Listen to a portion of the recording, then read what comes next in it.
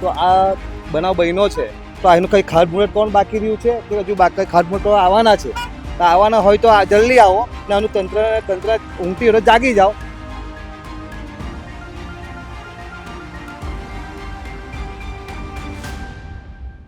તો કદાચ એ અકસ્માત થાય તો એની જવાબદારી કોની રહેશે?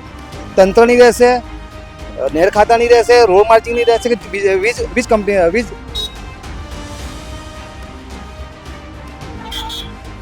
હાલ અમે ઉપસ્થિત છીએ અંકલેશ્વર અને વાલિયાને જોડતા મુખ્ય માર્ગ અને ભડકોદરા ગામ ખાતે આવેલ રસ્તા પર, અને આ મુખ્ય માર્ગ પર વીજ પોલ છેલ્લા 5 થી 6 દિવસથી નમી ગયેલી હાલતમાં છે. આ વીજ પોલનું નમવાનું કારણ હતું એક વૃક્ષ વરસાદમાં અને જે વાવાઝોડા જેવો ભારે પવન ફૂંકાયો હતો તે વખતે આ વીજ પોલ ઉપર બાજુનું એક વૃક્ષ ધરાશય થયું હતું અને એ વૃક્ષને હટાવ્યા બાદ નમેલી હાલતમાં આ વીજ પોલને છોડી મૂકવામાં આવ્યો છે અને ત્યારથી એ વીજ પોલ આવી જ હાલતમાં છે. ત્યારે આપણી સાથે સ્થાનિક ઉપસ્થિત છીએ અહીંના અને વાત કરીશું તેમની સાથે. આ તમે આના અગાઉ પોસ્ટ કરી હતી, ત્યારબાદ વીજ પોલ પરથી હટાવવામાં ઝાડ આવ્યું હતું અને આ પોલને આવી રીતે છોડી દેવામાં આવ્યો છે. આજે કેટલા દિવસ? 5 થી 6 દિવસથી થયા છે.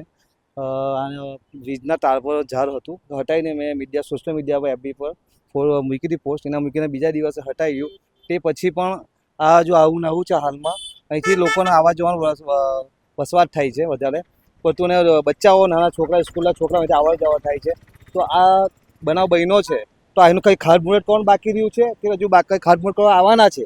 તો આવવાના હોય તો જલ્દી આવો ને આનું તંત્ર ઊંઘતી હોય તો જાગી જાઓ ને તમે કહો છો કે અમે આટલા કામ કરીએ છીએ, આ કરીએ છીએ, આ દેખાય છે અમને બધાને કામ, તો તમે આને જલ્દી પૂર્ણ કરો ને લોકોને આનાથી અકસ્માતથી દૂર થાય એવું તમે ઈચ્છે છે તમારા ચેનલ થ્રુ. મુખ્ય માર્ગ છે, મોટા મોટા વાહનો અહીંથી પસાર થઈ રહ્યા છે અને અડીને પસાર થાય છે બિલકુલ વીજ પોલને. તમે જોઈ શકો છો, અમે કદાચ મોટું કન્ટેનર જશે યા મોટી સ્કૂલની બસ જશે ત્યારે તમે જો તો ટચો ટચ ખાલી 1 થી 3 ફૂટ જેવી જગ્યા બાકી રહેશે બસને એની વચ્ચેની. તો કદાચ એ અકસ્માત થાય તો એની જવાબદારી કોની રહેશે? તંત્રની રહેશે, નેર ખાતાની રહેશે, રોડ માર્જિંગની રહેશે કે વીજ કંપની વીજ લોકોની રહેશે?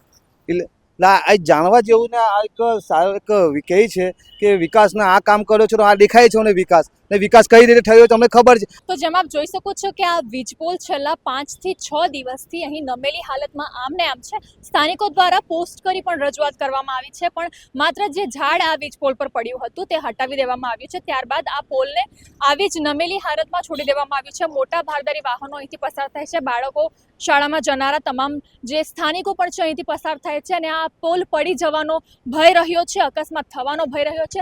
સાથે જ આપ જોઈ શકો છો કે આ લાઇનમાં જેટલા પણ પોલ છે એ તમામ પોલ નમી ગયેલી હાલતમાં છે. ત્યારે તંત્રએ આ તરફ ધ્યાન આપવું જોઈએ અને જરૂરથી આ પોલનું તાત્કાલિક નિરાકરણ આવે તેવી માંગ સ્થાનિકો કરી રહ્યા છે.